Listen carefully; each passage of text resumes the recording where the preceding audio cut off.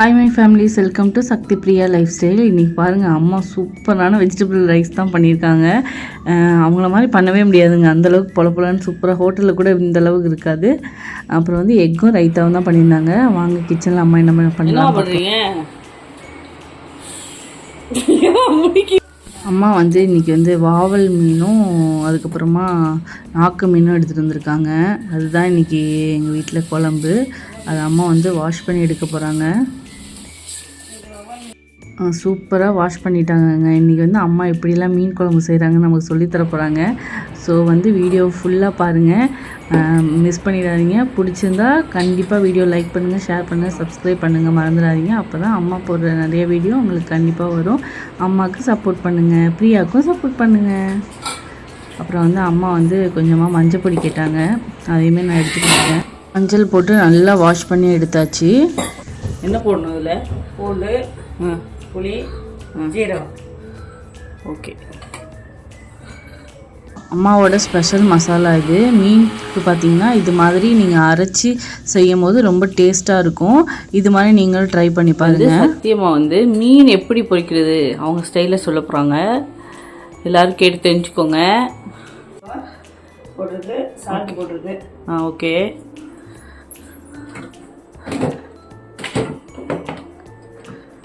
நீங்கள் யார்ட்டம்மா கற்றுக்கிட்டீங்க இதெல்லாம்? சாம்பார் தூள் கொஞ்சம் போட்டுக்கோங்கம்மா, 2 ஸ்பூனு. சரி, குழம்பு மிளகாத்தூள் எடு.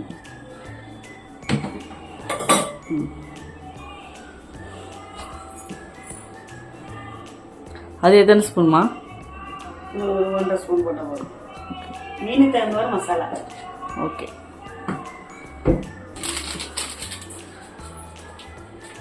கொஞ்சம் சில்லி போடு.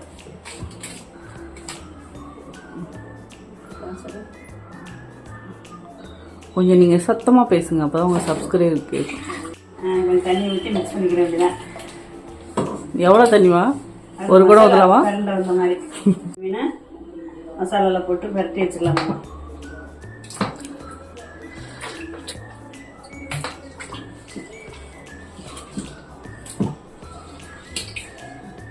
இந்த மாதிரி நல்லா மீன் மசாலாவில் மூங்குற மாதிரி நல்லா பெரட்டி நம்ம எடுத்துக்கலாம். மீன் குழம்பு எப்படி அம்மா செய்ய போகிறாங்கன்னு காட்ட போகிறாங்க பாருங்கள். ஃபஸ்ட்டு எண்ணெய் நல்லா ஹீட் ஆன பிறகு கடுகு போட்டுக்கலாம். வெந்தயம் கொஞ்சம் போட்டுக்கோங்க.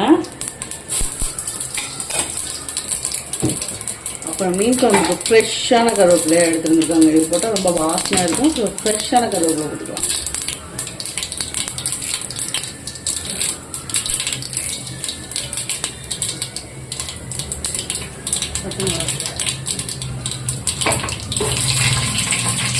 இங்கே பச்சை மிளகாய் போட்டுப்போம். அப்புறம் வெட்டி வச்சுக்க சின்ன வெங்காயம் போட்டு நல்லா வதக்கிக்கலாம்.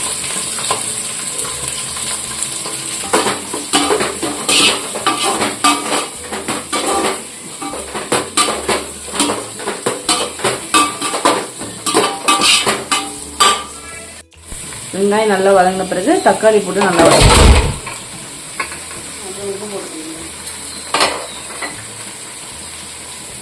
இந்த குழம்புக்கு தேவையான சால்ட்டையும் ஆட் பண்ணிக்கலாம். அந்த அடுப்பு சும்மா இருக்குன்னு தோசை வச்சு நம்ம மீனையும் பொரிச்சிடுவோம்.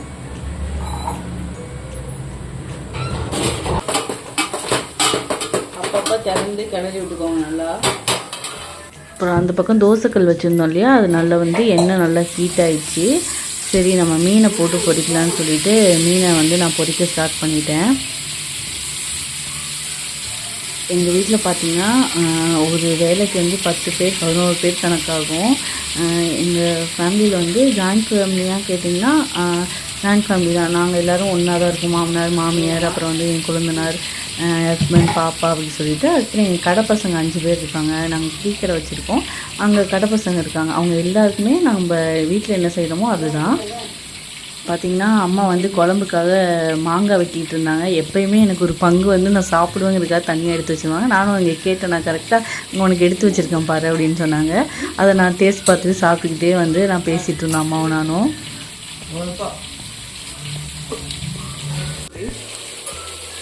அம்மா வந்து வெங்காயம் தக்காளி நல்லா வதங்கின பிறகு மசால் பொடி போடுறதுக்காக மசால் பொடி போட்டுட்டு இருந்தாங்க. எத்தனை ஸ்பூன் பார்த்திங்கன்னா ஒரு 7-8 ஸ்பூன் போடணுங்க. அப்போ தான் வந்து குழம்பு நிறையா வரும். ஏன்னா நிறைய பேர் இருக்காங்க இல்லையா. அப்புறம் புளியையும் கரைச்சி ஊற்றிட்டாங்க, நல்லா கிண்டி விட்டுட்டாங்க. அப்புறமா இந்த குழம்புக்கு தேவையான கொஞ்சமாக தேங்காய் அரைச்சி ஊற்றலாம். அம்மா தேங்காய் அரைச்சிட்டு இருந்தாங்க. அதுக்குள்ளே மீனும் வந்து அந்த பக்கம் ரெடி ஆகிடுச்சு ஒன் சைடு. சரின்னு சொல்லிவிட்டு நான் திருப்பி போட்டுட்ருந்தேன். என் ஹஸ்பண்ட் பார்த்திங்கன்னா வரும்போது கடையிலேருந்து வந்து வெங்காய போண்டா எடுத்து வந்தாங்க. நானும் அம்மாவும் இப்படி சமைச்சிக்கிட்டே சில நேரத்தில் வந்து எதாவது எடுத்து வந்தால் சேர்ந்து உட்காந்து சாப்பிடுவோம். வந்து இவங்க என்னோடய மாமியார் தான்.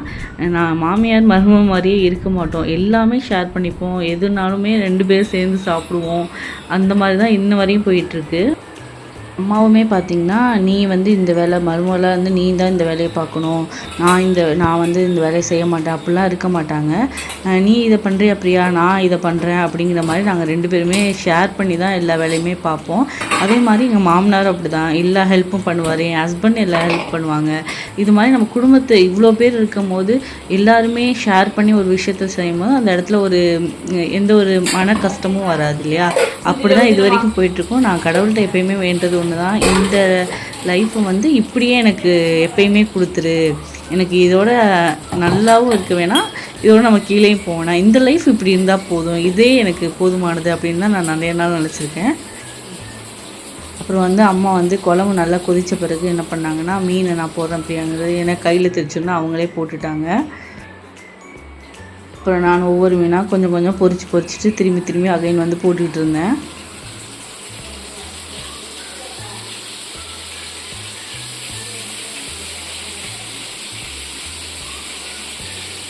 இது வந்து பார்த்திங்கன்னா நாக்கு மீனா, அதான் இவ்வளோ பெருசாக இருக்குது. அது என்ன இவ்வளோ பெருசாக இருக்குதுன்னு நானும் பிடிச்சி பார்த்துட்டு இருந்தேன். அதை அப்படியே சரி மெதுவாக போடுவோம், கையில் கீழே தெரிச்சிடாமங்கிறதுக்காக அப்படியே மெதுவாக போட்டு எடுத்துக்கிட்டு இருந்தேன். என்னை பொறுத்தவரையும் ஃபேமிலி பாண்டிங்கிறது எல்லா பொண்ணுக்குமே கண்டிப்பாக நல்லாவே அமைஞ்சால் மட்டும்தான் அந்த மேரேஜ் லைஃபுங்கிறது ரொம்ப நல்லாயிருக்கும். எல்லா பொண்ணுமே நம்ம வீட்டில் எப்படி ஜாலியாக இருந்தோம், அதே மாதிரி நம்ம போகிற வீட்லேயும் நமக்கு அந்த கம்ஃபர்டபுள் கிடைக்கணும் தான் எல்லாருமே எதிர்பார்ப்பாங்க. அதே மாதிரி எனக்குமே வந்து நான் எங்கள் வீட்டில் இருந்ததோட நான் வந்து மேரேஜ் ஆகி வந்த பிறகு இந்த அம்மா அப்பா கிட்ட இருக்கிறது வந்து ரொம்ப தனி ஸ்பெஷல் தான் நான் சொல்லுவேன். எல்லாமே அவ்வளோ கேர் எடுத்துப்பாங்க, என்னை நல்லா பார்த்துப்பாங்க. எல்லாருக்குமே இதே மாதிரி கடவுள் கொடுத்துட்டாங்கன்னா எந்த பொண்ணுக்குமே இந்த பிரச்சனை இருக்காது. நான் எல்லாருக்குமே ப்ரேயர் பண்ணிக்கிறேன். எவ்வளோ நம்ம வீட்டில் வந்து வேலை பார்த்தாலும் சில நேரத்தில் இது மாதிரியான ஃபேமிலி சப்போர்ட், எல்லோரும் ஒரே மாதிரி அன்பு கொடுக்குறது, சில விஷயங்களை வந்து ஷேர் பண்ணி நம்ம எல்லோரும் சேர்ந்து பண்ணலாங்கிற அந்த ஒரு கேர் கொடுத்துட்டாங்கன்னா எவ்வளோ வேலையாக இருந்தாலும் நமக்கு வந்து அதில் வந்து அலுப்பே தெரியாதுங்க. அது மாதிரி தான் எங்கள் வீட்டில் அவ்வளோ வேலை இருக்கும். ஆனால் வந்து எல்லோரும் ஷேர் பண்ணி செய்யும் போது எனக்கு வந்து ஒரு நாளுமே நம்ம தான் இது செய்யணுமாங்கிற மாதிரி எனக்கு தோணுனதே கிடையாது. நான் எல்லா வேலையும் நானே வந்து அம்மா சொல்லாமலே நான் செஞ்சுருவேன். இப்போ பார்த்திங்கன்னா குழம்பும் நல்லா கொதிச்சிச்சு, மீனும் நல்லா வறுத்து ஓரளவுக்கு முடிச்சாச்சு.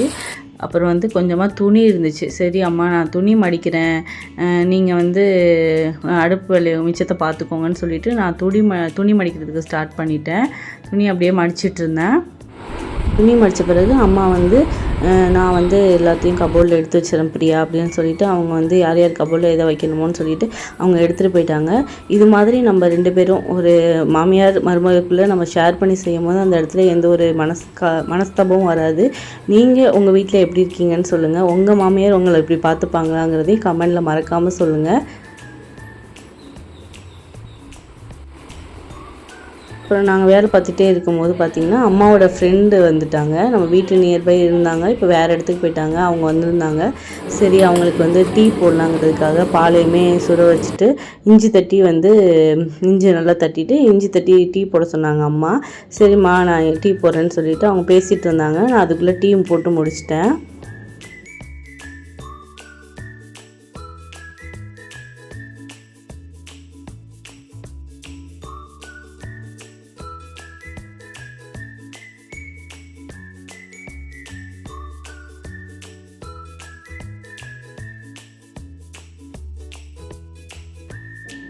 டீயும் நல்லா ரெடி ஆயிடுச்சு. அது ஒரு கிண்ணத்தில் மாற்றிட்டு சுகர் போட்டுட்டு அவங்களுக்கு கொடுத்துட்டேன் டீயை.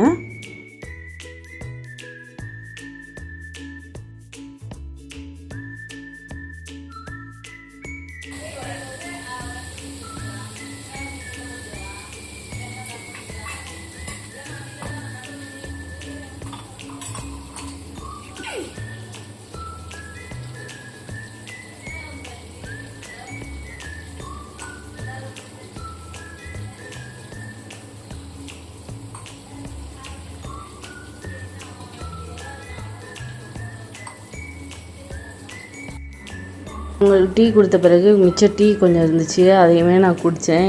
இது மாதிரி நீங்களும் சமையல் கட்டில் வந்து வேலை பார்த்துட்டே டீ குடிப்பீங்களாங்கிறத சொல்லுங்கள். நானும் அம்மாவும் எப்போயுமே வந்து வேலையை முடிச்சுட்டு லாஸ்ட்டாக குடிப்போம். இன்றைக்கி அவங்க ஃப்ரெண்டு வந்தனால அவங்களுக்கு போட்டுட்டு நானும் அப்படியே குடிச்சிட்டே மிச்ச மீனை வந்து பரட்டி போட்டுட்டு இருந்தேன். குக்கிங் வேலையெல்லாம் முடிஞ்ச பிறகு சரி அந்த கவுண்டர் டாப்லாம் ஃபுல்லாக க்ளீன் பண்ணிவிட்டு பேப்பர் போட்டுட்டு, எப்போயுமே நம்ம பேப்பர் போட்டு தான் நாங்கள் எடுத்து வைப்போம். எதுக்குன்னா கீழே சிந்தினாலும் பிசு பிசுன்னு ஆகாது. அந்த பேப்பரை ஈஸியாக தொடச்சி ரிமூவ் பண்ணிடலாம் அப்படிங்கிறதுக்காக எப்போயுமே பேப்பர் போட்டு தான் எடுத்து வைப்போம். ஏன்னா கடை பசங்கள்லாம் வந்து எடுப்பாங்க, நாங்களுமே எடுக்கும்போது சில நேரத்தில் இந்த குழம்பெல்லாம் கீழே கொட்டும். அதனால் பேப்பர் போட்டு எடுத்து வச்சுருது நீட்டாக. அதுக்கப்புறம் கொஞ்சம் பாத்திரமும் வந்துச்சு, அதையுமே கழுவிடலான்னு சொல்லிவிட்டு அப்புறம் கழுவிட்டு இருந்தேன் பாத்திரத்தை. அப்புறம் பாத்திரத்தெல்லாம் நல்லா வாஷ் பண்ணி எடுத்த பிறகு சரி ஸ்டவ்வு அப்புறம் வந்து கவுண்டர் டாப்லாம் எப்போயுமே கழுவிடுவோம் இல்லையா, அதே மாதிரி வேலை முடித்த பிறகு கவுண்டர் டாப் ஸ்டவ் எல்லாத்தையுமே கழுவிடலான்னு சொல்லிட்டு நான் கழுவிட்டு இருந்தேன் சோப் போட்டு.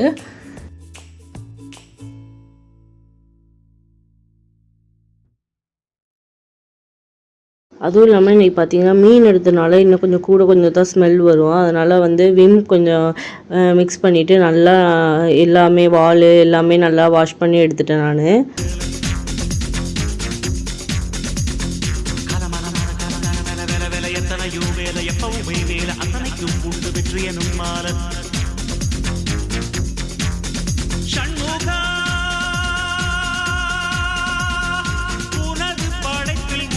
வாஷ் பண்ணி எடுத்த பிறகு அப்புறமா நல்லா டவல் போட்டு நல்லா ஈரம் இல்லாமல் தொடச்சி எடுத்துட்டேன்.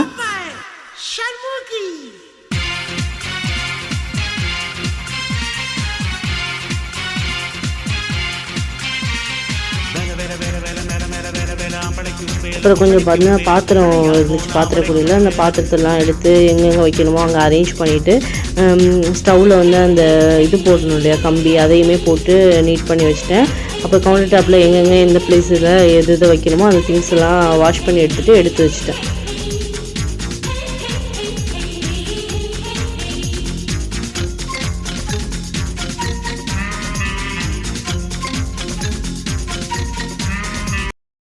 கிச்சன் வேலை முடிஞ்ச பிறகு வீடை ஃபுல்லாக நல்லா க்ளீனாக கூட்டிட்டு டஸ்ட்டெல்லாம் எடுத்துகிட்டு அதுக்கப்புறமா துணி கொஞ்சம் காய போடுற வேலை இருந்துச்சு, துணியுமே காய போட்டுட்டு வந்துட்டேன். அவ்வளோதான். அம்மா வந்து ஃபுல்லாக கிச்சன் ஒர்க்கு அம்மா குழம்பு எல்லாமே வச்சுனா மற்ற எல்லா ஒர்க்கையும் நான் பார்த்துக்கிடுவேன். இது மாதிரி நாங்கள் சேர்ந்து பார்த்ததுனால வேகமாகவே கொஞ்சம் எங்கள் வீட்டில் வேலையும் முடிஞ்சிருது. அதனால்